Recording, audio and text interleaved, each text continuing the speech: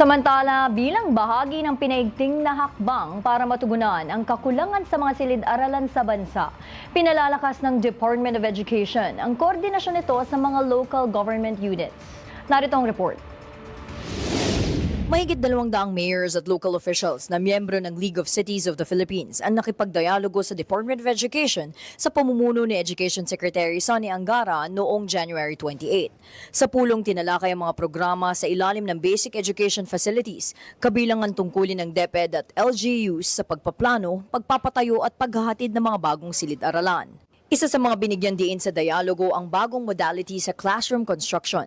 Sa ilalim ng flexibility provisions ng national budget, pinahihintulutan na ang mga LGU na direktang magtayo ng mga paaralan gamit ang pondo ng DepEd. Pinasalamatan din ng DepEd ang katuwang nito sa adhikain kabilang si Senador Bam Aquino, pangunahing may akda ng Classroom Building Acceleration Program o CAP Act, at si San Juan City Mayor Francis Zamora, presidente ng League of Cities of the Philippines.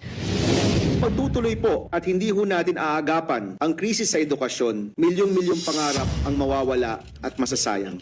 Ayon kay Secretary Angara, hindi na lang responsibilidad ng DepEd ang pagtatayo ng mga silid-aralan. Pinatitibay ang koordinasyon ng DepEd at LGUs bilang magkatuwang sa pagpaplano at pagpapatupad ng mga proyekto pang-edukasyon. Kasama ang bawat LGU nilalayong pabilisin ang solusyon sa classroom backlog upang matiyak na ang bawat batang Pilipino ay may maayos, ligtas at sapat na silid-aralan.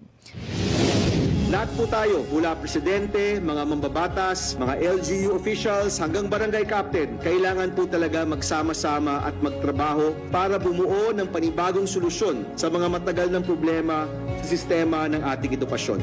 Nauuna sa mga balitang totoo at laging bago, Nadj Miravalles, alauna sa Balita Congress TV.